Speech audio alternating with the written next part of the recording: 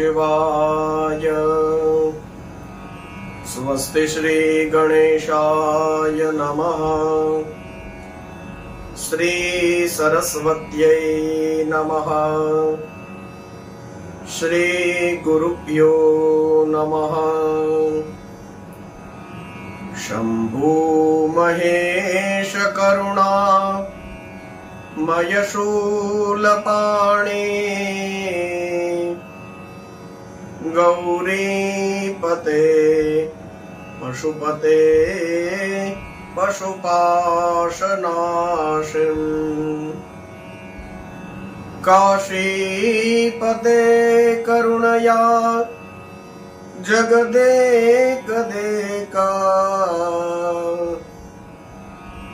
त्वं हंसि पासि विददासि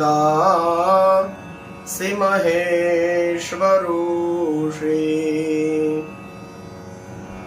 त्वत्तो जगद्भवति देवभव स्मरारे। त्वय्येव तिष्ठति जगन् मृडविश्वनाथ। त्वय्येव गच्छति लयं जगदेतदीशा। लिंगात्मकं हरचराचर विश्वरूपिन्। श्री सोमनाथ महादेव की जय। सद्गुरु भगवान की जय। ओम नमः पार्वती पतये हर हर महादेव हर। सौराष्ट्रे सोमनाथं च श्रीशैले मल्लिकार्जुनम् उज्जैन्यं महाकाल ओंकारं ममलेश्वर। परल्यं वैद्यनाथं च डाकिन्यां भीमशंकरं। सेतुबन्धे तु रामेशं नागेशं दारुकावने। वाराणस्यां तु विषवेशां त्र्यम्बकं गौतमी तटे। हिमालये तु केदारं दृशमेशं च शिवालये। एतानि ज्योतिर्लिङ्गानि सायं प्रातः पठेन्नर।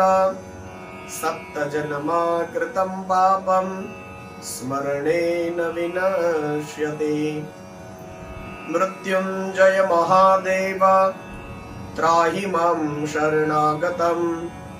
जन्म मृत्यु जरा व्याधि पीडितं कर्म बंधने। श्री सोमनाथ महादेव की जय। आप सभी भगवान महादेव के प्यारे भाइयों बहनों को जीवन के यह शिव कथा, जिनको यह शिव कथा अत्यंत प्रिय है और इतने दिनों से अपने कर्ण के कान के द्रोण में, कान के पूतलों में भर भर के जो शिव कथा अमृत रस पी रहे हैं, ऐसे सभी भाइयों बहनों को आदर पूर्वक सस्नेह जय श्री कृष्ण, जय सिया राम, ओम नमः शिवाय। शिव स्मरण पूर्वक आप सबको प्रणाम करता हूं।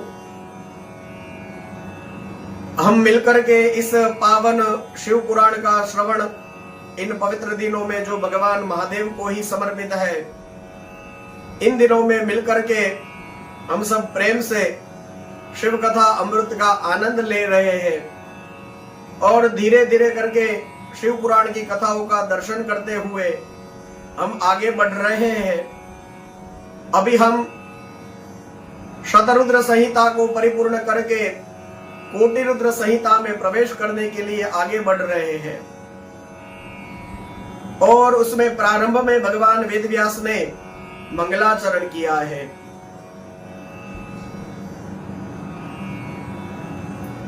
यो दत्ते निजमायेव भुवनाकारं विकारोच्चितो यस्याहु करुणा कटाक्ष विभव स्वर्गापवर्गविदो प्रत्येक बोध सुखाद्वयं हृदि सदा पश्यन्ति यं योगिना तस्मै शैलसुताचितं मृधवपुषे शश्वन्नमस्तेजसे।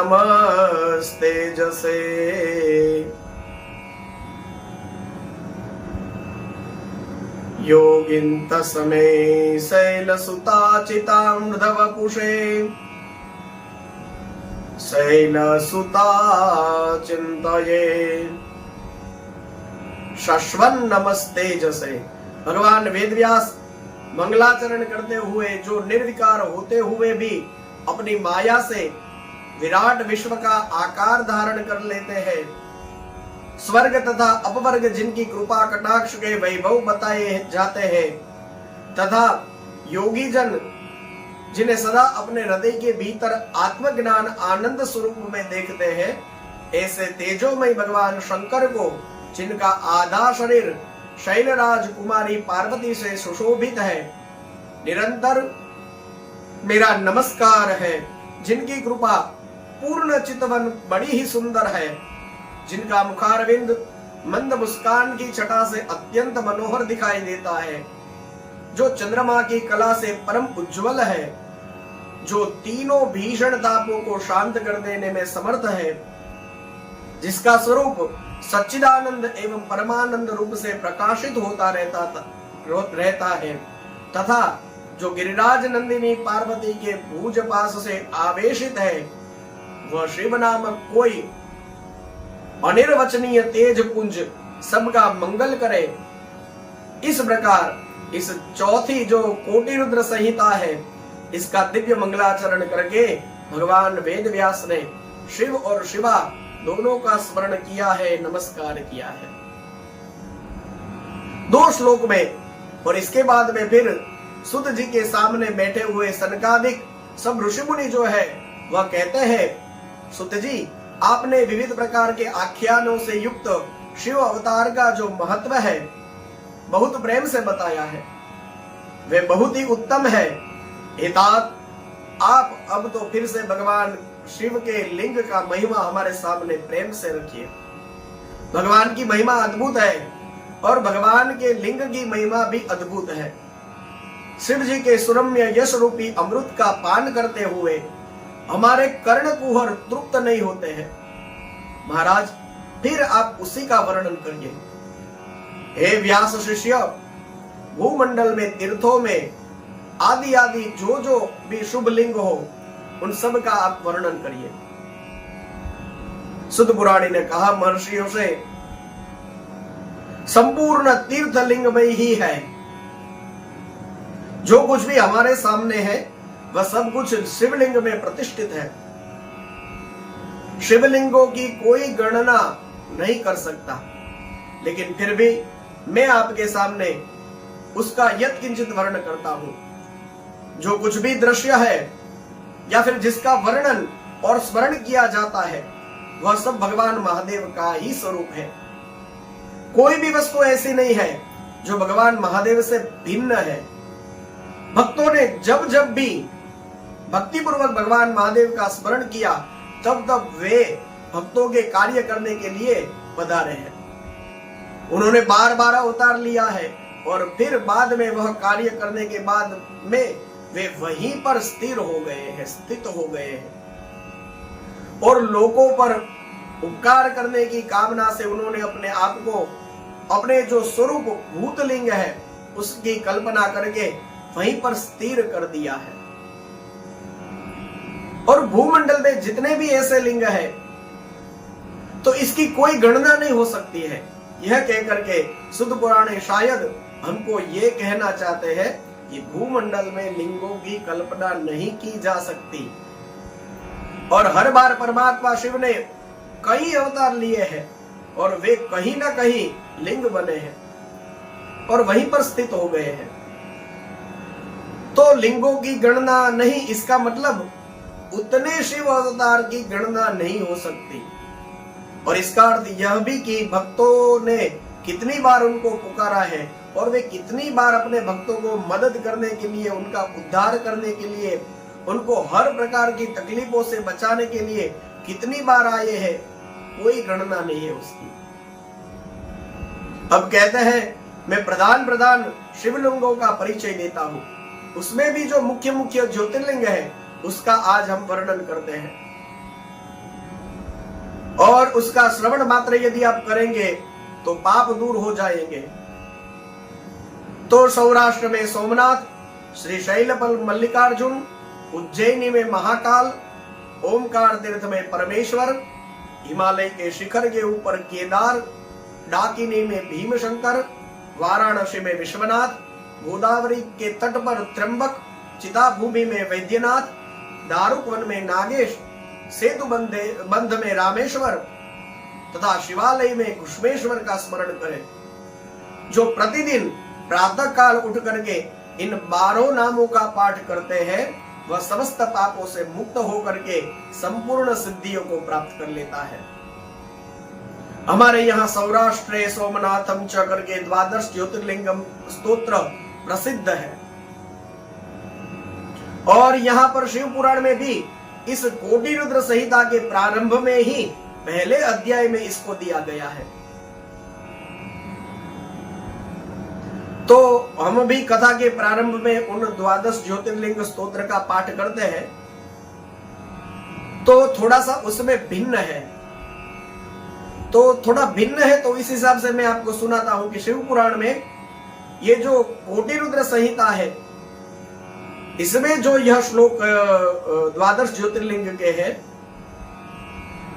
तो थोड़े भिन्न है। मैं आपको सुनाता हूं, आपको अच्छा लगेगा, इसलिए मैं इन श्लोकों का पाठ करता हूं। तो कोटि रुद्र संहिता में जो 12 ज्योतिर्लिंग स्तोत्र है वो इस प्रकार है।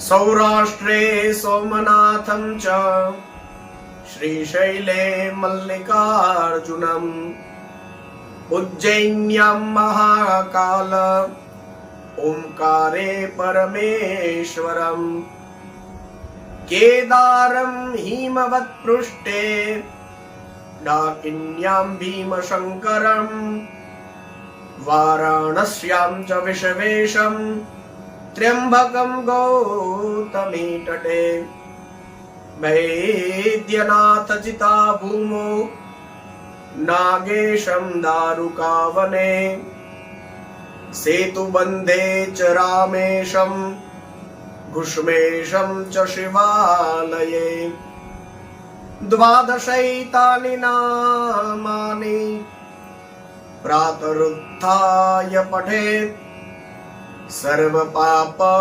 विनिर्मुक्ता सर्वसिद्धि फलं लभेत्।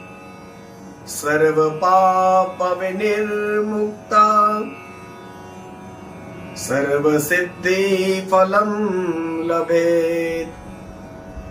तो इस प्रकार से कोटि रुद्र संहिता के पहले ही अध्याय में 21 से 25 तक जो 5 श्लोक का आपके सामने जो मैंने पाठ किया, यह 12 ज्योतिर्लिंग स्तोत्र कहा गया है। तो जो हम करते हैं वो भी ठीक है और ये भी ठीक है। मूल बात इसमें क्या है कि भगवान के जो ज्योतिर्लिंग है उसके नाम का उनको स्मरण याद करने की यहाँ पे बात है। तो थोड़ा भेद है लेकिन आप कर सकते हैं। और यदि ये शिव पुराण में है तो इसमें बताया गया है कि कोटि रुद्र संहिता के पहले ही अध्याय में 21 से 25 तक के जो श्लोक है तो यह स्तोत्र है। ज्योतिर्लिंग के दर्शन और पूजन का जो फल है उसके बारे में तो कौन कहे। भोग मोक्ष जो भी चाहिए हो उसे प्राप्त हो जाता है। अब ध्यान दे करके सुनिए, मैं ज्योतिर्लिंग के उपलिंग बता रहा हूं आपको। जो ज्योतिर्लिंग है उसके उपलिंग भी बने हुए हैं, तो उसकी चर्चा हम करते हैं। प्रत्येक ज्योतिर्लिंग का कोई उपलिंग भी है। तो यह कहा गया है कि मही नदी तथा सागर के संगम पर जो अंतकेश नाम का शिवलिंग स्थित है, वह सोमेश्वर का उपलिंग कहा जाता है। भृगु कक्ष में जो स्थित परम सुखदायक रुद्रेश्वर नाम का लिंग है, वही मल्लिकार्जुन से प्रकट हुआ है। भृगु कक्ष में, तो भृगु कक्ष में स्थित परम सुखदायक रुद्रेश्वर नाम का लिंग ही मल्लिकार्जुन से प्रकट हुआ है, तो वह उसका उपलिंग है। अब भृगु कक्ष आजकल नर्मदा के तट पर गुजरात में, दक्षिण गुजरात में स्थित भरूच को कहा जाता है। तो वहां पर रुद्रेश्वर है, वह मल्लिकार्जुन से प्रकट हुआ उपलिंग है। नर्मदा के ही तट पर महाकाल से प्रकट हुआ जो दुग्धेश्वर नाम से प्रसिद्ध उपलिंग है, जो संपूर्ण पापों का विनाश करने वाला है। ओंकारेश्वर संबंधी उपलिंग कर्दमेश्वर नाम से प्रसिद्ध है और बिंदु सरोवर के तट पर स्थित है और यहाँ संपूर्ण कामनाओं का फल देने वाला है। यमुना के तट पर केदारेश्वर से उत्पन्न भूतेश्वर नाम का उपलिंग स्थित है, जो दर्शन एवं पूजन करने वालों के लिए महान पाप नाशक कहा गया है। सह्याद्री पर्वत पर स्थित भीमेश्वर नाम का लिंग भीमशंकर का उपलिंग कहा गया है। वह प्रसिद्ध लिंग महान बल को बढ़ाने वाला है। विश्वेश्वर से उत्पन्न लिंग शरण्येश्वर नाम से प्रसिद्ध हुआ है और त्र्यंबकेश्वर से सिद्धेश्वर लिंग प्रकट हुआ था। वैद्यनाथ नामक लिंग का प्राकट्य हुआ। मल्लिका सरस्वती के तट पर स्थित एक अन्य भूतेश्वर नाम का ही शिवलिंग, यह नागेश्वर से उत्पन्न उपलिंग कहा गया है, जो दर्शन मात्र से पापहारी है। और रामेश्वर से जो प्रकट हुआ वह गुप्तेश्वर, और घुष्मेश्वर से जो प्रकट हुआ वह व्याघ्रेश्वर कहा गया है। तो इस प्रकार ज्योतिर्लिंगों तथा उनके उपलिंगों का वर्णन किया गया है। यह सब दर्शन मात्र से ही पापों का हरण करने वाले हैं। तो इसके बाद में सुत जी कहते हैं कि हे मुनीश्वरों, गंगा जी के तट पर मुक्तिदायिनी काशीपुरी सुप्रसिद्ध है। काशी की इतनी महिमा है कि इसके लिए भी है कि काशी में जो गंगा जी बहती है वह उत्तर वाहिनी है, और उत्तर वाहिनी नदी कहीं भी पर प्राप्त होती है तो उसकी महिमा और जगह पर जो प्रवाह है उसका कई गुना ज्यादा फल मानना चाहिए। उत्तर वाहिनी जो नदी होती है उसका ज्यादा फल प्राप्त होता है। तो इस वजह से हमारे यहाँ उसकी खूब महिमा मानी गई है। और काशीपुरी को कहते हैं कि वह तो शिवलिंगमयी ही है। तो यह कहकर के सिद्ध पुराणी ने काशी के जो अभिमुक्त कृति वातेश्वर है, तिल भांडेश्वर है, संगमेश्वर है, भूतेश्वर है, नारीश्वर है, वटुकेश्वर है, सिद्धनाथेश्वर है इत्यादि कई शिवलिंगों का वर्णन किया है। इसके बाद में फिर अत्रीश्वर की कथा का प्रसंग बताया है और उसमें अनसुईया ने गंगा जी को हमेशा वहां पर निवास करने के लिए जो प्रार्थना करी थी वह कथा बताई है। जब अनसुईया ने प्रार्थना करी गंगा जी को कि आप हमेशा यहाँ विराजिए, तब गंगा जी ने कहा कि हे अनसुईया, आपने 1 वर्ष तक भगवान महादेव की जो पूजा करी है उसका फल मुझे यदि दे दे तो मैं यहाँ रहूंगी। तो ये सुनकर के पतिव्रता अनसुईया ने वह सब समग्र वर्ष भर का समग्र पुण्य जो था शिव जी की पूजा का वह दे दिया है गंगा जी को। और यह महान कार्य को देख करके तत्काल वहां पर शिव जी प्रकट हो जाते हैं और उन्होंने साक्षात दर्शन दिया है। शंभु ने अनसुईया को देख करके कहा कि हे पतिव्रते, आप वरदान मांगिए, आप जो यह पुण्य दिया है उससे मैं बहुत प्रसन्न हूँ।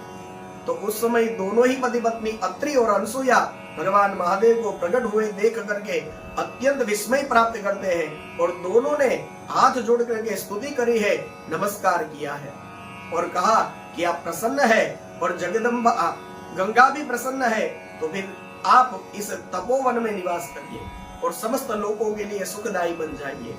तो भगवान महादेव वहां पर अत्रीश्वर के नाम से प्रसिद्ध हुए हैं।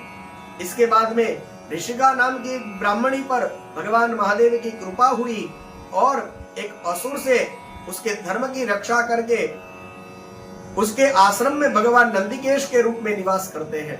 और साल में एक बार जब जब वैशाख शुक्ला सप्तमी हो उस समय गंगा जी वहां पर पधारती है। तो वह कथा भी यहाँ पर बताई है। अब इसके बाद में कपिला नगरी के कालेश्वर रामेश्वर आदि की महिमा बताते हुए समुद्र तट पर स्थित गोकर्ण क्षेत्र के शिवलिंगों की महिमा बताई है। इसके बाद में सुध पुराणी ने कहा कि मैंने सदगुरु के पास से जो कुछ सुना है वह ज्योतिर्लिंगों का जो महात्म्य है उसमें से 12 ज्योतिर्लिंग मुख्य है। सुध जी ने कहा है कि हे ब्राह्मणों, मैंने सदगुरु के पास से जो कुछ सुना है वह ज्योतिर्लिंगों का महात्म्य है और उसका प्रागट्य का जो प्रसंग है वह मैं अपनी बुद्धि के अनुसार संक्षेप में आपको सुनाता हूं। महामना दक्ष प्रजापति ने अपनी 27 कन्याओं का विवाह चंद्रमा के साथ किया था। अब पत्नियां तो 27 थी, लेकिन फिर भी चंद्रमा जो है वह उन सभी पत्नियों में से जो रोहिणी नाम की पत्नी थी तो वो चंद्रमा की सबसे प्रिय थी, बाकी 26 नहीं थी। तो अब उन दूसरी स्त्रियों को बड़ा दुख हुआ। वे सब अपने पिता की शरण में गई और कहा कि हमारे पतिदेव हमको नहीं चाहते, और यदि पतिदेव का ही प्रेम पत्नी को नहीं होता है तो फिर उसके लिए जीवन में बचा ही क्या है। तो उसको बड़ा खराब लगा और इस वजह से उन्होंने सबने मिलकर के दक्ष के पास जाकर के चंद्रमा के लिए यह शिकायत करी है। दक्ष ने सुनकर के दुखी हुए हैं। वे चंद्रमा के पास आए, बड़े प्रेम से कहा है, हे कलानिधे, आप तो निर्मल कुल में उत्पन्न है। आपके आश्रय में रहने वाला जितनी भी स्त्रियां हैं उन सब के प्रति आपके मन में समान भाव होना चाहिए, न्यून अधिक भाव नहीं होना चाहिए। अब तक आपने जो किया वह किया, लेकिन आगे से आप ध्यान रखिए और विषमतापूर्ण व्यवहार अपनी पत्नियों में आप मत करिए। सुध जी कहते हैं, यह कहकर के दक्ष को समझा करके फिर चंद्रमा को समझा करके फिर दक्ष वापस लौट गए, अपने घर चले गए हैं। और फिर कहा है कि चंद्रमा ने वह प्रबल भाव ही ऐसा था कि वह विवश हो गया और उसने यह उनके ससुर की जो बात थी उसको माना नहीं, और वह रोहिणी में ही इतना ज्यादा आसक्त हुए कि फिर और दूसरी जो पत्नियों का कभी उन्होंने आदर नहीं किया। तो दक्ष फिर दुखी हो गया और फिर चंद्र आए हैं, चंद्र को उत्तम नीति समझाई है और फिर भी वह नहीं माना। तो फिर दक्ष ने उसको साप दे दिया कि अब आपको क्षय का रोग हो जाएगा, आपकी कलाएं क्षीण होने लगेगी। और चंद्रमा तो क्षय रोग से ग्रसित हो गए। चंद्रमा ने इंद्र आदि देवताओं को और ऋषियों को अपनी वह अवस्था सूचित करी है। इंद्र आदि देवताओं और वशिष्ठ आदि सभी ऋषि ब्रह्मा जी की शरण में गए हैं और श्री ब्रह्मा जी ने कहा कि देखिए, जो हो गया सो हो गया, इसमें तो अब कुछ किया नहीं जा सकता, लेकिन इसका निवारण के बदले में ऐसा कुछ उपाय बताओ कि चंद्रमा को थोड़ा अच्छा लगेगा। और वह उपाय यह है कि प्रभास नाम के शुभ क्षेत्र में, जो प्रभास नाम का शुभ क्षेत्र है, चंद्रमा को वहां जाना चाहिए। उसके बाद में फिर वहां जाकर के विधि पूर्वक मृत्युंजय मंत्र का अनुष्ठान करें और भगवान महादेव की आराधना करें। चंद्रमा वहां पर जाते ही प्रभास क्षेत्र में उन्होंने 6 महीनों तक निरंतर तपस्या करी है, मंत्र जाप किया है, मृत्युंजय का ध्यान किया है, वृषभध्वज भगवान महादेव की पूजा करी है और स्थिर चित्त होकर के लगातार वहां पर खड़े रहे हैं। अब उनको इस तरह से तपस्या करता हुआ देख करके भक्तवत्सल भगवान महादेव वहां पर प्रसन्न हुए हैं और उसके सामने प्रकट होकर के कहा कि हे चंद्रमा, कहिए आपको क्या चाहिए। आपका जो भी मनोवांछित फल हो, आपका जो भी इष्ट हो, आप मुझसे मांग सकते हो, मैं प्रसन्न हूं, आपको संपूर्ण वरदान दूंगा। तो ये सुनकर के चंद्रमा ने कहा कि हे देवेश्वर, यदि आप प्रसन्न है तो फिर मेरे लिए क्या असंभव है, इसलिए आप ऐसा करें, हे शंकर, मेरे शरीर में लगे हुए इस क्षय रोग का आप निवारण कर दें। तो फिर ये बात सुनकर के शिव जी ने कहा कि हे चंद्रदेव, अब दक्ष का साप भी मिथ्या न हो और चंद्रदेव को भी थोड़ा अच्छा लगे, तो इस वजह से शिव जी ने कोई मंझला रास्ता मार्ग दिखाते हुए जैसे कहा कि देखो ऐसा होगा, एक पक्ष में प्रतिदिन तुम्हारी कलाएं क्षीण होती रहेगी, घटती जाएगी, और फिर दूसरे पक्ष में तुम्हारी कला निरंतर बढ़ती जाएगी। तो इस तरह से होगा। और चंद्रमा ने उसको स्वीकार किया है, भक्ति भाव से भगवान शंकर की स्तुति की है, और भी चंद्रमा के यश को बढ़ाने के लिए भगवान महादेव ने वहीं पर स्थित हो गए हैं। यही सोम यानी चंद्रमा के ईश्वर यानी स्वामी है, इसलिए सोमेश्वर या सोमनाथ नाम से भगवान महादेव प्रसिद्ध हुए हैं। सोमनाथ की कोई पूजा करते हैं तो उसके रोग का विनाश हो जाता है। और सोम कुंड की भी वहां पर देवताओं ने स्थापना करी है। वह ब्रह्मा जी का और शिव जी का हमेशा निवास माना जाता है।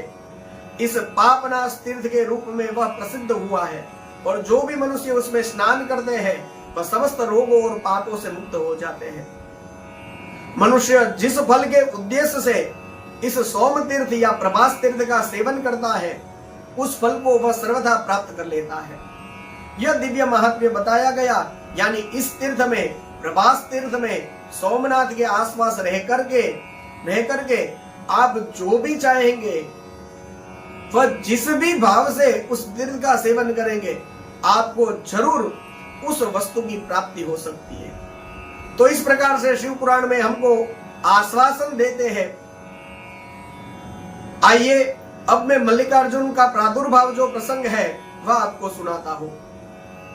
शिव कुमार कार्तिकेय पूरी पृथ्वी की परिक्रमा करने के लिए गए थे, और जब वे वापस लौटे तब तक तो गणेश जी का विवाह हो गया था।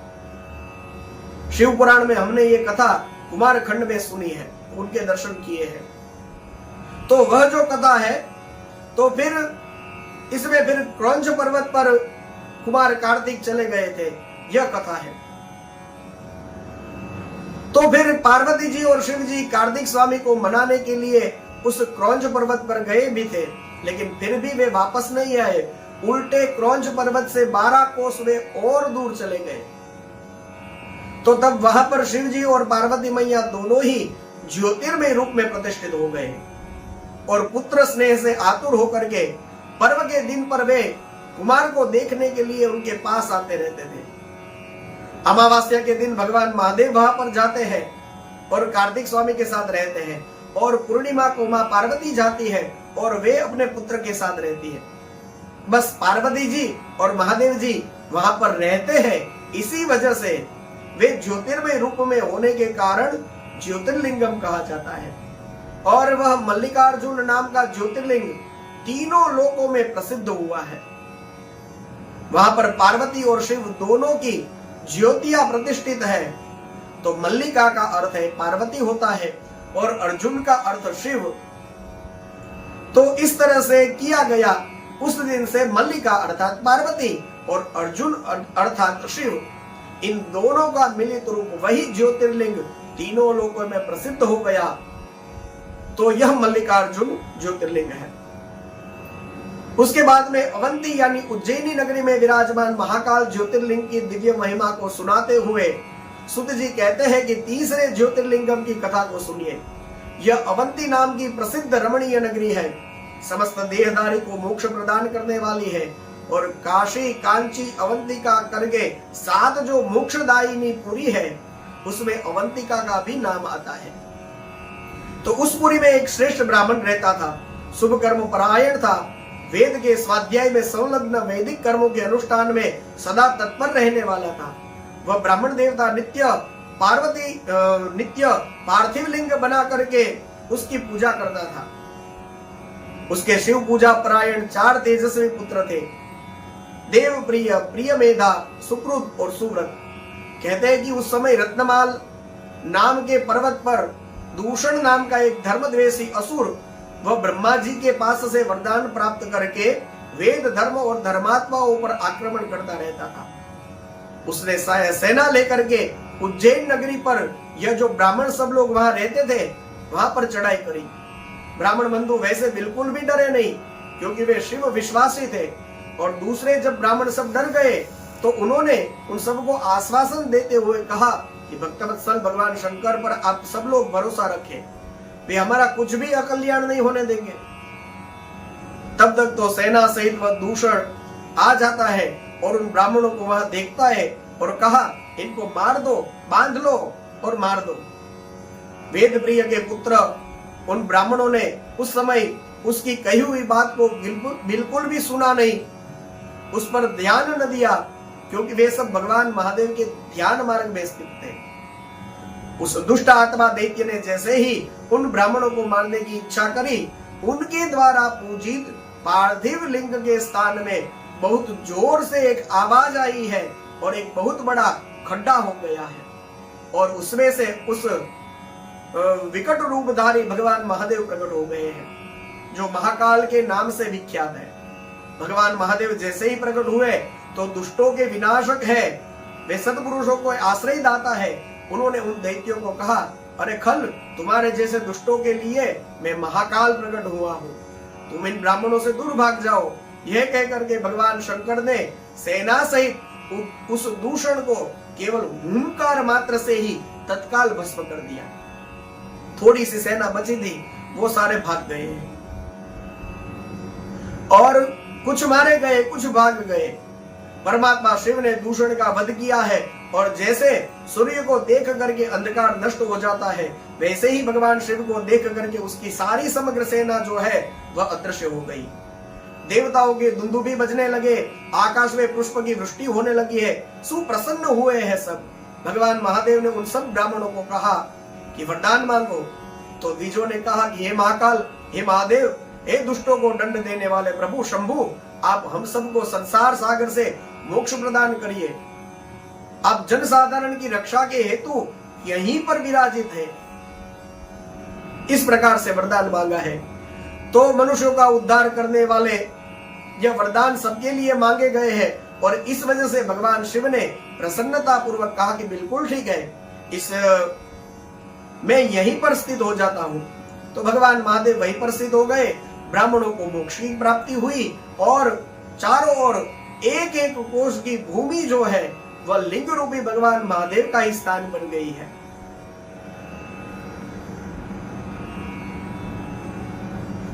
और शिव भगवान भूतल पर इस तरह से महाकाल नाम के ज्योतिर्लिंग, उसका जो महात्म्य है तो वह भक्ति भाव को बढ़ाने वाला है। तो इस प्रकार महाकालेश्वर के प्राकट्य की कथा को बताया गया है। और इसके बाद में फिर ब्राह्मणों के पूछने पर महाकाल का महात्म्य बताते हुए सूत जी कहते हैं, महाकाल नाम के ज्योतिर्लिंग का जो महात्म्य है वह भक्ति भाव को बढ़ाने वाला है। इस उज्जैनी में चंद्रसेन नाम के राजा थे, वे शिव के पार्षदों में प्रधान थे, शास्त्रों के तत्वज्ञ थे, शिव भक्त थे, जितेंद्रिय थे, सर्वलोक वंदित मणिभद्र नाम के जो भगवान महादेव के गण है, वे इस राजा चंद्रसेन के सखा थे। तो एक बार वे प्रसन्न हो गए, राजा पर प्रसन्न होकर उन्होंने चिंतामणि नाम की जो महामणि थी वो राजा को दे दी। अब वह ऐसी मणि थी कि उसको देखने से, उसके बारे में सुनने से या केवल ध्यान भी करने से मनुष्य को निश्चय ही मंगल प्रदान करती थी। कौस्तुभ मणि और सूर्य के समान दीप्तमान वह मणि राजा चंद्रसेन के पास, उसको जब वे कंठ में धारण करके सिंहासन पर बैठते तो देवताओं में जैसे सूर्य नारायण आ गए हो, उस तरह से वह चमक चमचम करता चमकता। अब तो उसके पास यह मणि है, तो फिर यह सुनकर के समस्त राजाओं के मन में उस मणि को चंद्रसेन के साथ लड़ करके उस मणि को वह उनसे छीन लेने की भावना आई है। तो लोभ की मात्रा सबकी बढ़ गई है, और सब लोग मिलकर के चतुरंगिनी सेना के साथ में युद्ध में चंद्रसेन को जीत लेने के लिए तैयार हो गए। अब सब परस्पर मिलकर के एक हो गए और उज्जैनी को उन्होंने घेरा डाला, और चारों ओर से उसको घेर करके फिर वह सब लड़ने के लिए तैयार हो गए। अब चंद्रसेन तो शिव जी के महाकाल के शरण में ही रहा और मन को बिल्कुल संदेह रहित कर दिया, और दृढ़ निश्चय के साथ उपवास पूर्वक दिन रात अनन्य भाव से महाकाल की वह आराधना करने लगा। इसी समय उस श्रेष्ठ नगर में कोई ग्वालिनी रहती थी, और उसका एकमात्र पुत्र था, वह विधवा थी, और वह उज्जैन में बहुत समय से रहती थी। तो उसका अपना छोटा सा 5 साल का बच्चा था और उसको लेकर के वह महाकाल के मंदिर में एक बार जाती है और उसने राजा चंद्रसेन को पूजा उस समय कर रहे थे राजा चंद्रसेन, तो उसका दर्शन किया।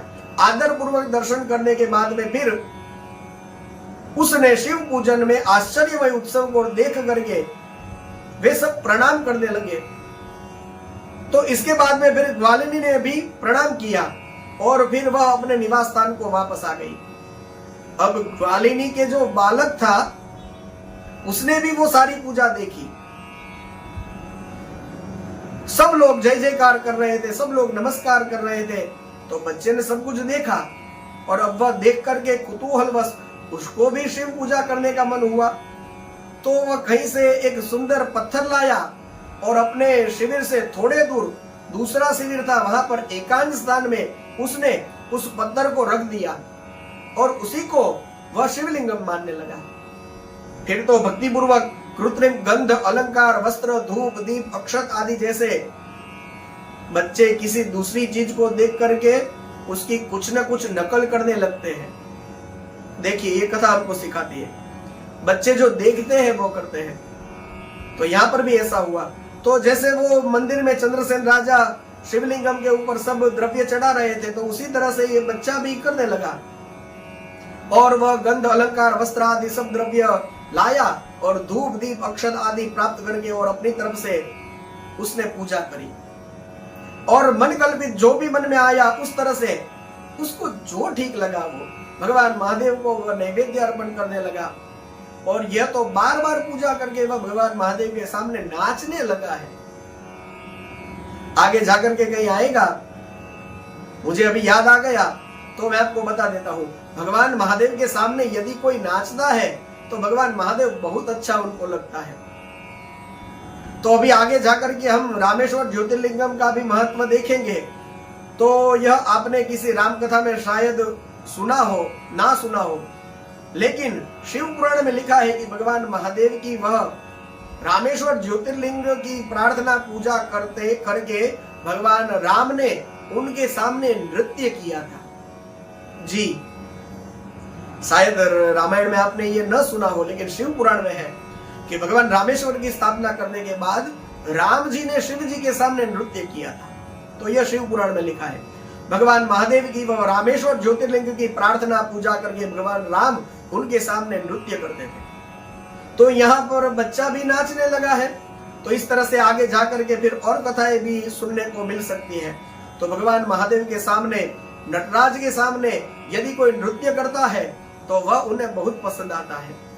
भगवान महादेव की ही सेवा में नृत्य प्रस्तुत किया जाए तो वे बड़े प्रसन्न होते हैं।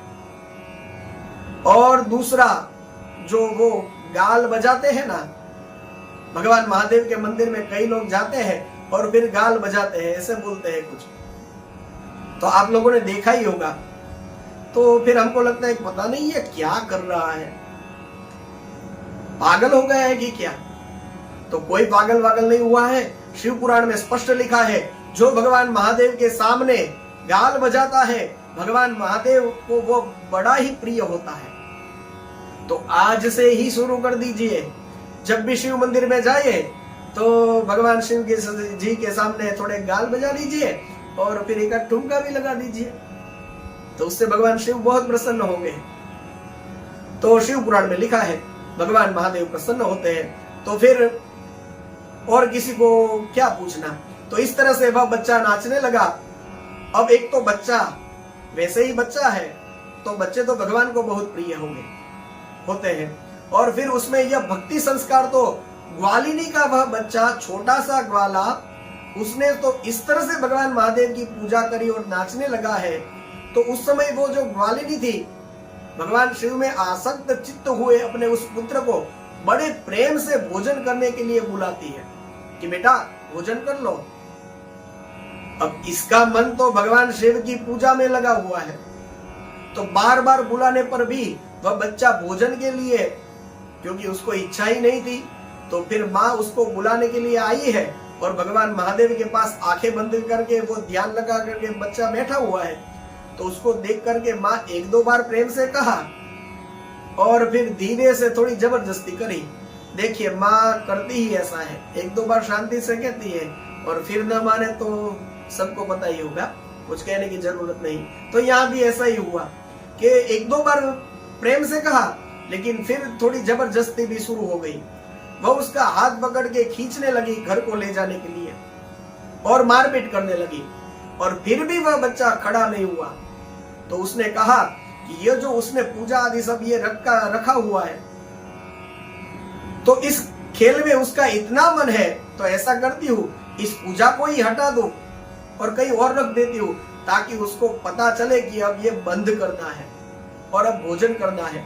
तो ग्वालिनी ने बस यही किया, और वह सब जो कुछ भी चढ़ाया था शिवलिंगम के ऊपर, वह सब अपने हाथों से उठा करके उसने दूर सब फेंक दिया।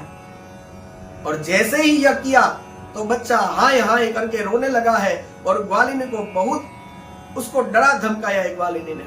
बच्चा बहुत रोने लगा, और फिर वह उसको पता चल गया कि वो आने वाला नहीं है ये बच्चा, कितना भी करूं तो। क्योंकि ये सब करने के बाद भी, डराने धमकाने के बाद भी, वो पूजा सब फेंक दी, फिर भी उसको छोड़कर वो चल नहीं रहा घर को। अब शिव पूजा भी नष्ट कर दी,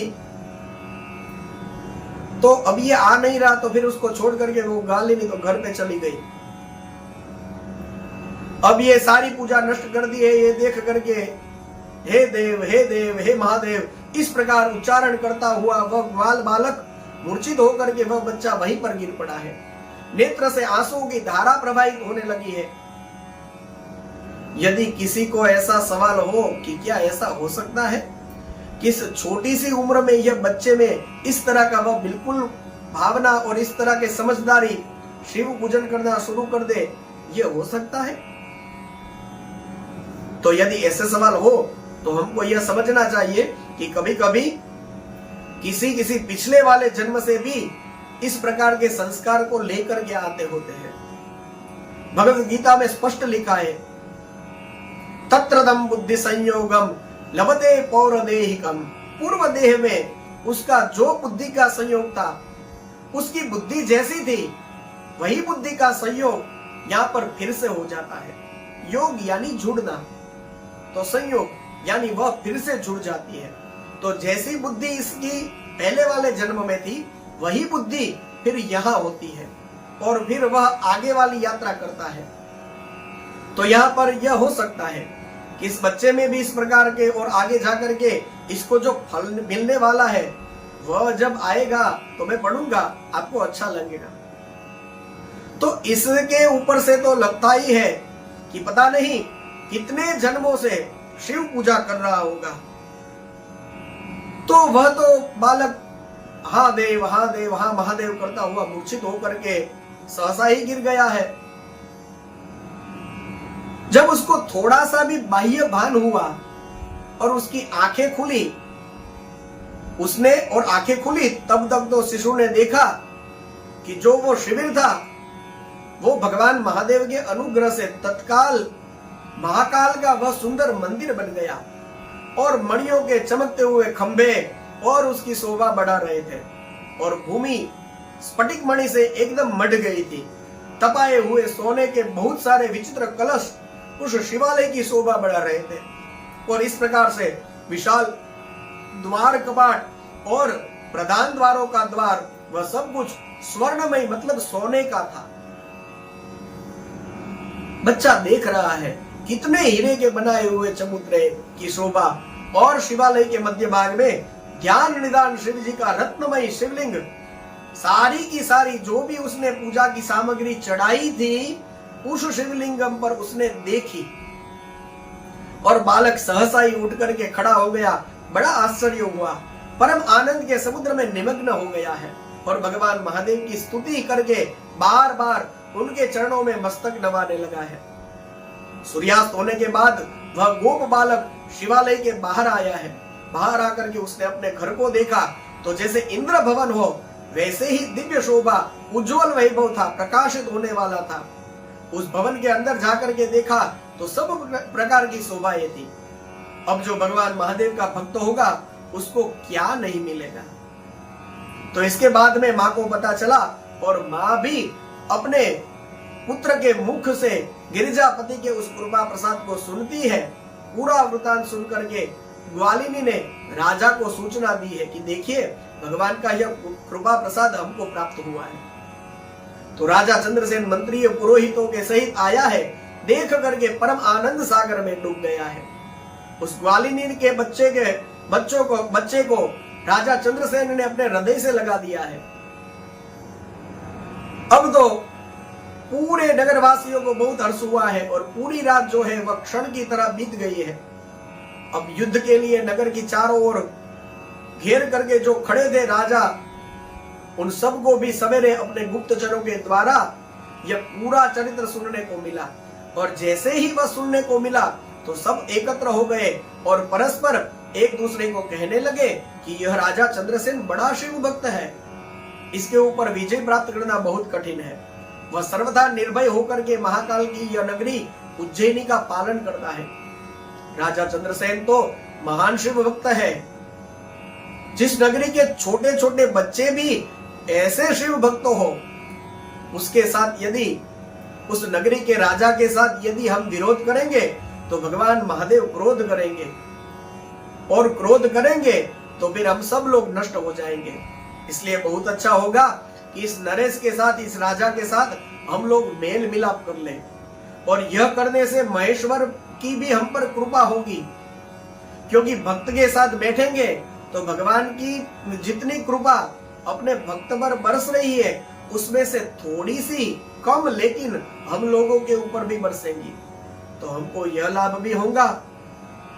तो उन सारे अपने जो हथियार है वह सब रख दिए और तुरंत ही राजा चंद्रसेन की अनुमति लेकर महाकाल की उस रमणीय नगरी में प्रवेश करते हैं। और यह सब महाकाल की पूजा हो रही थी, वहां पर सब गए हैं और ग्वालिनी की महाभाग्य की सब लोग प्रशंसा करते हैं।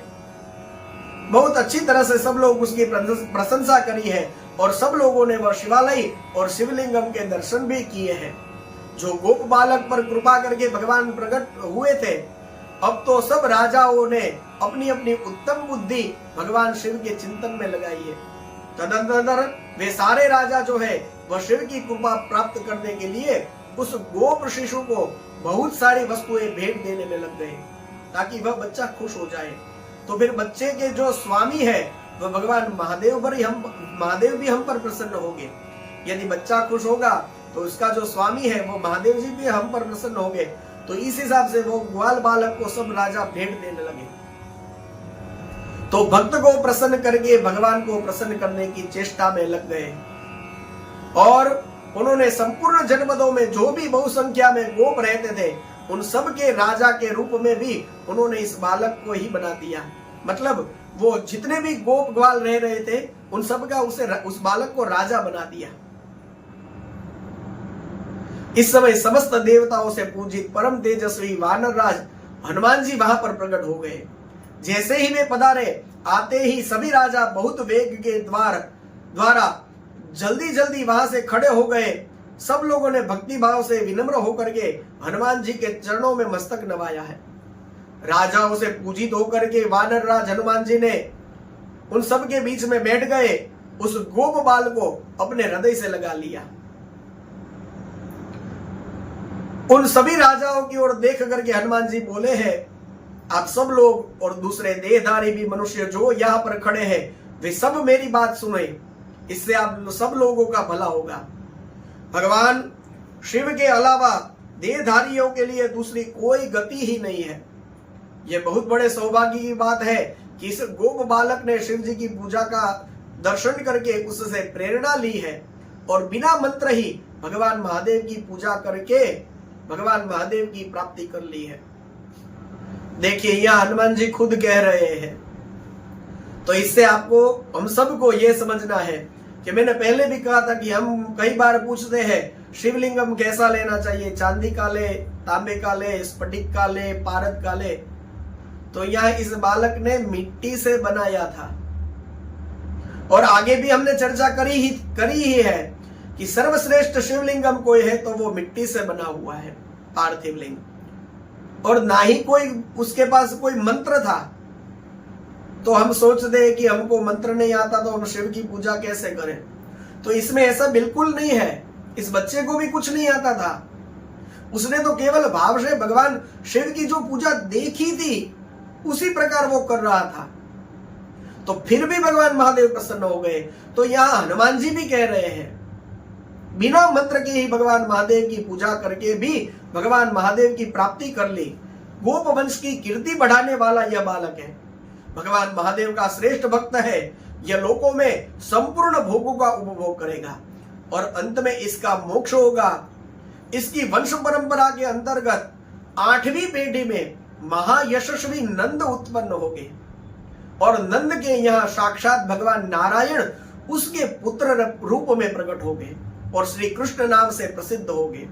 आज से यह गोप कुमार इस जगत में श्रीकर नाम से विशेष ख्याति को प्राप्त होगा। यह कहकर के अंजनी नंदन शिव स्वरूप वानरराज हनुमान जी ने समस्त राजाओं और महाराज चंद्रसेन को भी कृपा दृष्टि से देखा और उस बुद्धिमान गोप बालक श्रीकर को भी खूब प्रसन्नता के साथ शिव उपासना का आचार व्यवहार जो होता है उसका हनुमान जी ने उसको उपदेश दिया और जो भगवान महादेव शिव को बहुत प्रिय है। इसके बाद में परम प्रसन्न हुए हनुमान जी चंद्रसेन और श्रीकर के पास से विदा लेकर के उन सब राजाओं को देखते ही जैसे प्रकट हुए थे वैसे ही वे अंतर्ध्यान हो गए।